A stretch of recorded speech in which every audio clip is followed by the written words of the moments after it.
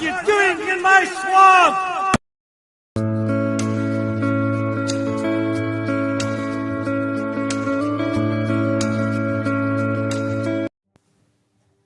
Hello everybody, this is Overboy, and I'm going to be doing my ranking for all 11 movies released during Walt Disney Animation Studios' experimental era, also known as the post-Renaissance era. So these are the movies released between 2000 and 2008 that were released under Walt Disney Animation Studios. They went from doing the Renaissance era movies, which ended with Tarzan, to doing a bunch of experimental movies that aren't necessarily musicals or whatever, and try to do more serious animated movies and stuff. There's a few on here that have some musical numbers or a few exceptions, but this has mostly been kind of a weird era for Disney, and this was an era that I grew up in. I was lucky enough to grow up throughout most of the Renaissance, and this era too, although I wouldn't say it was lucky on this. I didn't really enjoy most of these movies as a kid. There's literally only like 2 of them that I would consider to be actual classics and everything. This era was just not one of Disney's best. In the early 2000s, DreamWorks and Pixar both really ruled the animation industry and stuff, and Pixar and DreamWorks were both cranking out great movies and stuff, or at least fun movies and stuff on DreamWorks' part. Pixar never had a bad one during this time period and everything. And Disney, I feel like, doesn't necessarily have any that are like super awful, but some of their worst movies do come from this time period too, so there's that. But I'm going to go ahead and get going on this one. Coming in at number 11 is Home on the Range. This is one of the movies that killed traditional animation and everything, and not just Disney movies, but in Hollywood in general. This movie just did not do very good at the box office. A lot of people did not like it. A lot of people even consider it to be the worst Disney Animation Studios, and I know it's pretty low on that ranking. It'd be one of my least favorite movies for sure. I don't know if it is my very least, though. I feel like Ralph Breaks the Internet is definitely worse than this, but Home on the Range is just an okay time. It's more forgettable and bland than anything. You got 3 cows voiced by Roseanne Barr, Judi Dench, and Jennifer Tilly, and I think they were all just okay in their roles and everything. Roseanne really tries and everything, but and then you got a supporting cast with Cuba Gooding Jr., Steve Buscemi, and some other people, and they're all fine. They're fine characters, but this movie is not very memorable at all.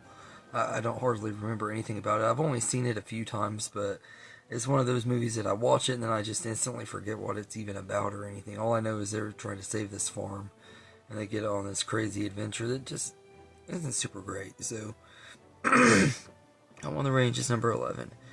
And number 10 is Dinosaur. Now, this one I really enjoy quite a bit. It was one of my favorites as a kid. I always really loved this movie as a kid because I was huge into dinosaurs and everything. Although this movie does, and I said it back then, I say it now, feel like it directly ripped off The Land Before Time in a lot of ways. It's pretty much the exact same story, just not told with as much heart and stuff as The Land Before Time. It's not near as good and everything. The animation does not hold up the best at times. There's times where it looks pretty cool, and then there was times where it just has aged really terribly because it's a computer animated movie. It's Disney's first computer animated movie, and it has some live action backdrops and stuff that make the movie really pretty to look at times. But this movie just, it could have been better, could have been worse. Aladar is an okay main character and everything, and they had some pretty cool moments, but this movie, all in all, just could have been so much better. So Dinosaur is number 10, and number 9 is Treasure Planet. I know everybody who mentions Disney movies that are underrated always goes to this one and everything. And I've never understood the appeal of this movie. From the day it came out, I was like, I understand why this movie flopped. It came out the same weekend as Gangs of New York and Harry Potter and the Chamber of Secrets. Not to mention there were tons of other family movies coming out later down the line, like the Walt Thornberrys movie and Lord of the Rings, there were Two Towers, and there were so many big movies coming out at that time in 2002 that had already came out that year and later, that this movie just kind of got lost in the shuffle of it all. And I could think of a whole bunch of movies that came out in 2002 that I think are better than this movie. It just was not really one that I was ever interested in. I had no interest seeing it in the theater and everything. I had plenty of opportunities to see it, and I chose to go see other movies instead, because this movie just was never one that really piqued my interest, and even to this day it still isn't one of my favorites.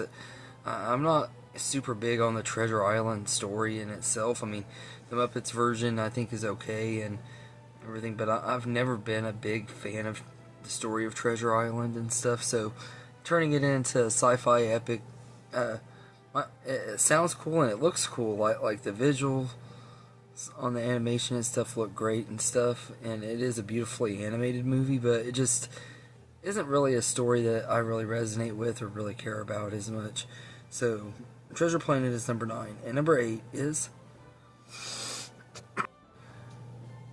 Brother Bear. This is one of the movies that first movies I ever really feeling let down by, especially from Disney. Like when this movie came out, I was hugely anticipating this movie. I was expecting it to be Lion King level storytelling, just because the way the trailers looked and stuff. And it has a soundtrack done by Phil Collins, who made such a wonderful soundtrack to Tarzan, and he lost all of his magic touch that he put into Tarzan in this movie.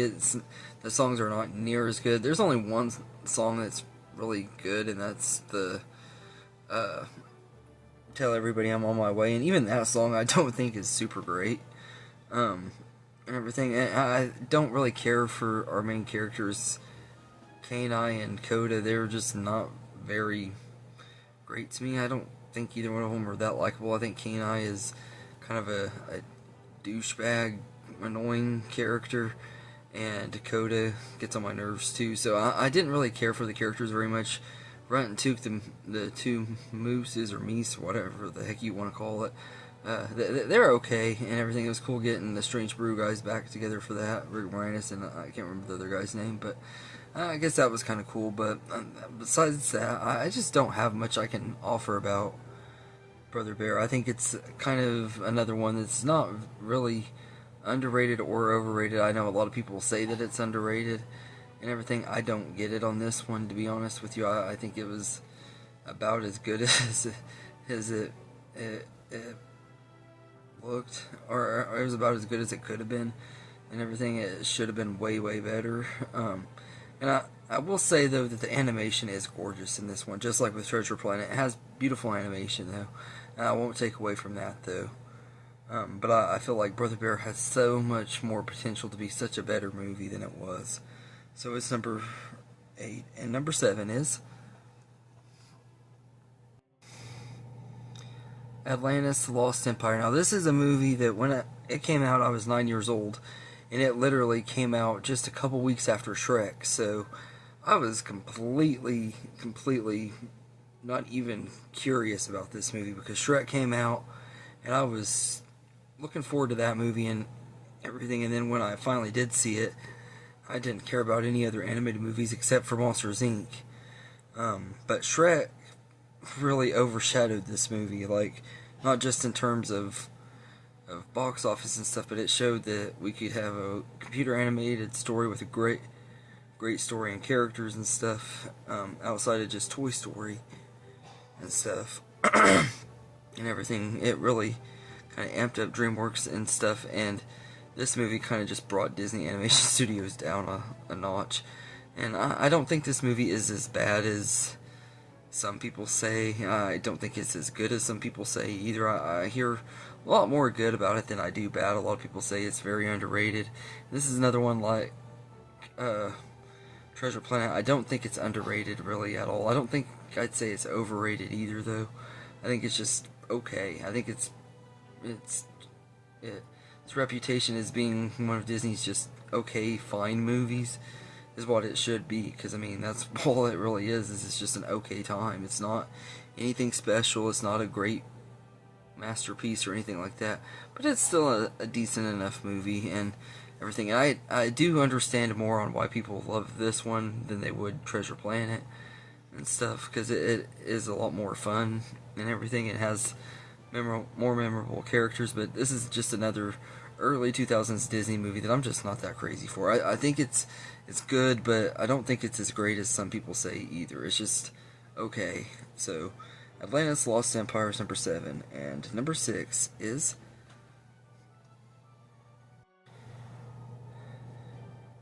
Chicken Little. Now this one might cause a little controversy, but this is actually the one movie from this time period that I feel, this one and the next one are the two that I feel are underrated. This one I think is the most underrated, although it's not above the next one and everything. I like the other one just a tiny bit more.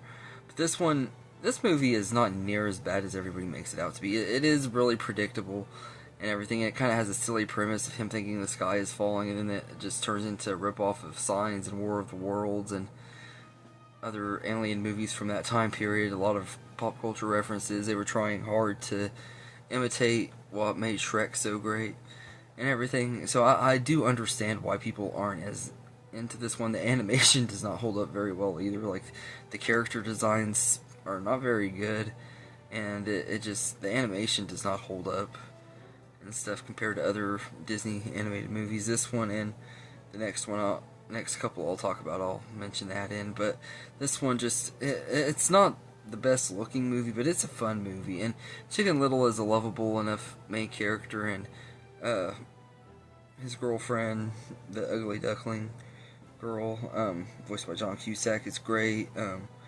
You got Steve Zahn is the voice of this pig that he's friends with, and then Fish Out of Water. They're all just really lovable characters and stuff, and it does get a little silly in its third act, but it's a fine enough movie. So Chicken Little is number 6, and number 5 is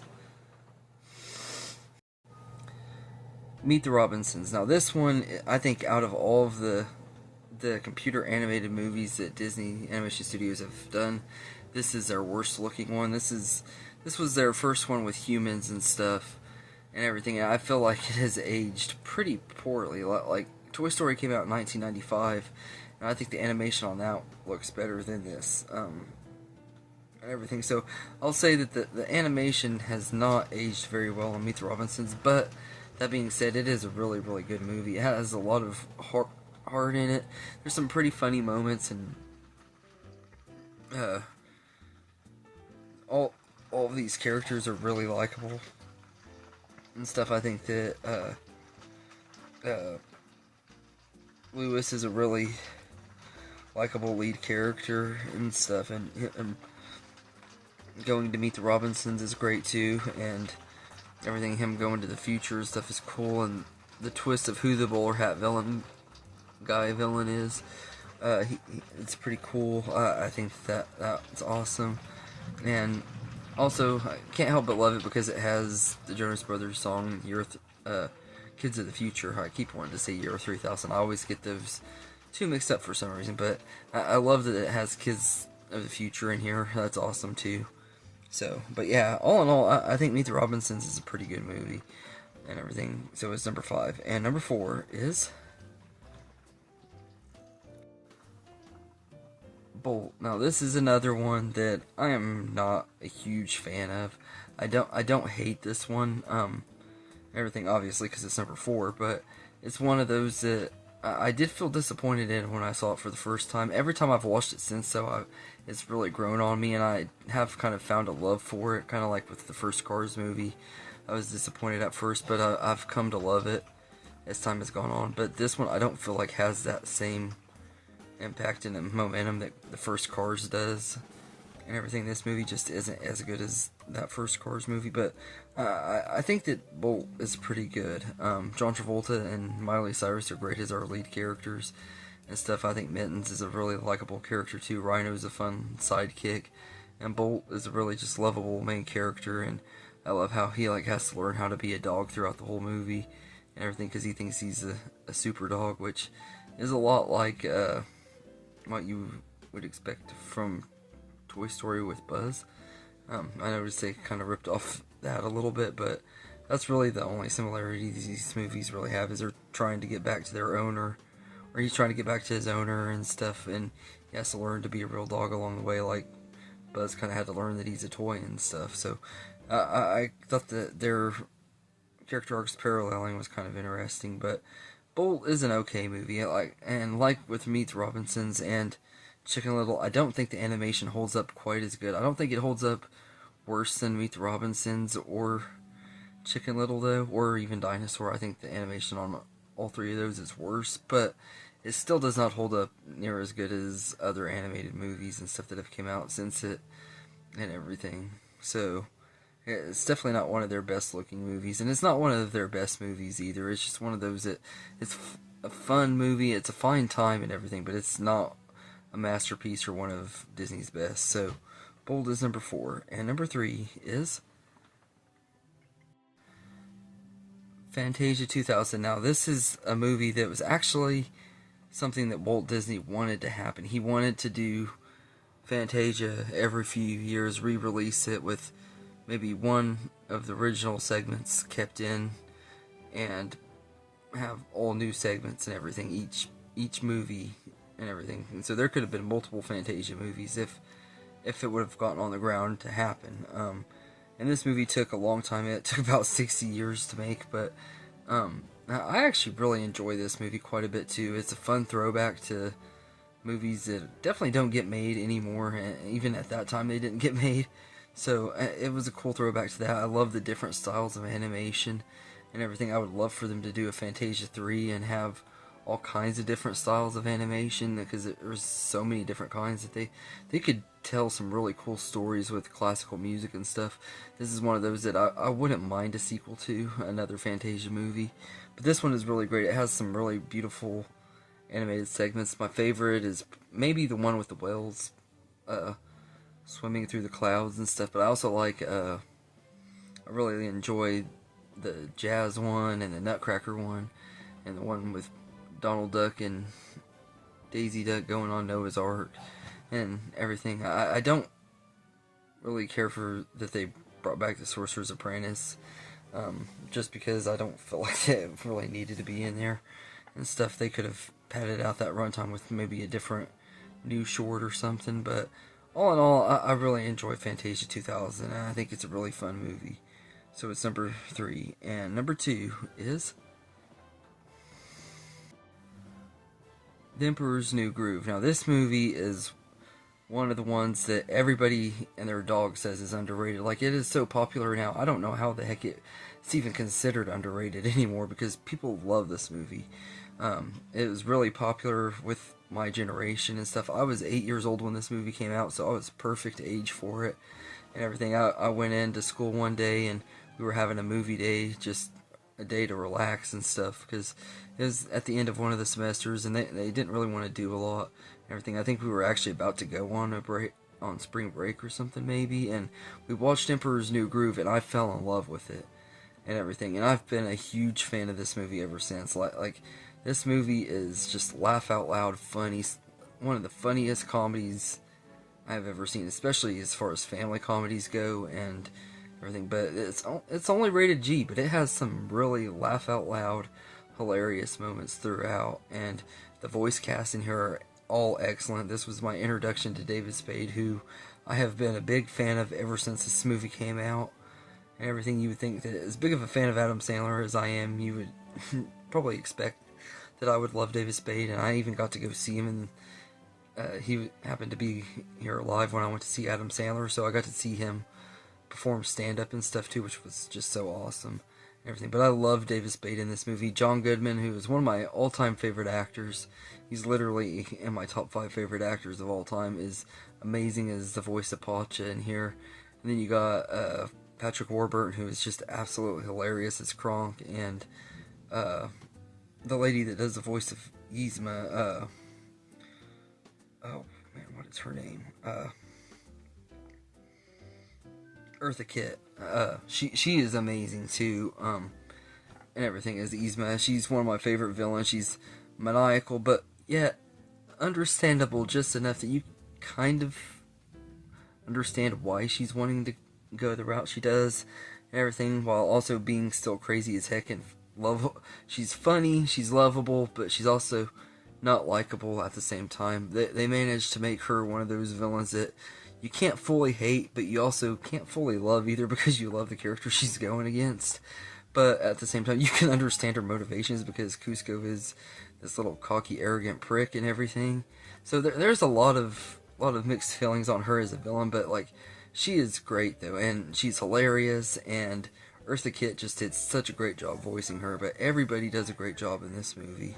So, The Emperor's New Groove is easily number 2. Well, not easily, barely number 2, because, I mean, it almost came in at number 1, but my number 1 favorite movie from Disney Animation Studios' experimental era is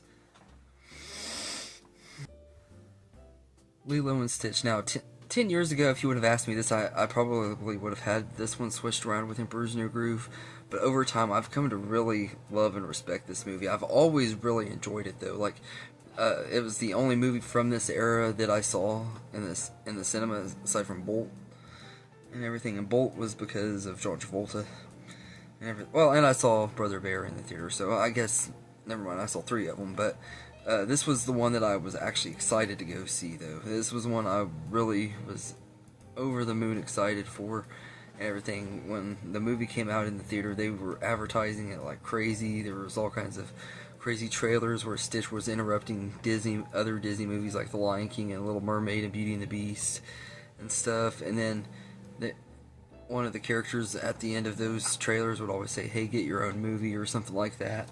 And then they would show clips from the movie, and then there were McDonald's toys, and Stitch was everywhere. Nowadays, Stitch is everywhere again. Like, you see him on shirts and shorts, stuffed animals, all kinds of stuff nowadays. Like, Stitch is kind of became really popular with the younger generation too, which is kind of crazy, but it shows the kids that grew up in the early 2000s and late 90s and stuff that would have grown up with Lilo and Stitch, they're passing that on to their kids and everything. I know some kids that love Stitch and everything, and I think that's really cool that it stood the test of time and everything. And this movie is really great. Like, before Anna and Elsa had that sisterly bond, and Frozen, this movie had Lilo and Nani, and in a lot of ways I think that their bond and stuff is a lot more interesting and stuff than that of Anna and Elsa and everything. I think their relationship is written a lot better. I love how strong of a character Nani is. Like, she gives up her entire life, her dreams and everything, just to take care of Lilo, and she's doing everything she can, fighting to keep custody of Lilo, and I think she's awesome. You got other great side characters in here. Cobra Bubbles, the agent who's trying to help them, but knows he might have to take Lilo. He's great. The alien sidekicks, Jumba and Peakley, who are trying to hunt Stitch throughout the whole movie, are great. Stitch himself is absolutely wonderful. Lilo is lovable and everything. And then, of course, you got David, the cool, nice best friend of Nani, who just will do anything he can to help her, and is doing everything he can to support her and taking care of Lilo and stuff. He's a really good guy and everything, and you want to see him actually succeed in getting the girl and everything. I think he does finally get with her in the TV show, but he doesn't in the actual movie. He just is like her best friend and everything, and I thought that was really cool too, though, and everything. I think Dave is a really, really likable character, and one of the best characters Disney's ever created, even though he doesn't really do a lot, but you can't help but love the dude and everything if you really look at how good of a character he is. But all the characters in this are pretty good, and this is just a really, really great movie. Like, I really love Lilo and Stitch. I think it's a really, really great movie that has gained more and more love from me over the years, and it's one that I've loved from the minute I saw it. And also the soundtrack with the Elvis songs is great too. It helped me get even more into Elvis. I was already starting to get into him when this movie came out. I'd already liked him a little bit, but this movie came out, and it kind of skyrocketed my fandom of Elvis for a while and everything. I have a love-hate fandom on Elvis, but I'm back to loving him now. But there for a while I didn't, but there for a while, I did because of this movie and everything. So Lilo and Stitch is a really great time, and it's easily my favorite movie from this era. So anyway, let me know in the comments what your favorite movies of Disney Animation Studios experimental or post-Renaissance era, whichever you want to call it. I call it the experimental because it feels like a lot of these movies were experiments. But let me know in the comments what your favorite ones are. If you want to do a full ranking, that'd be awesome. If you don't, just tell me your favorite and least favorite or whatever. And I hope you enjoyed this video, and have a good day, everybody.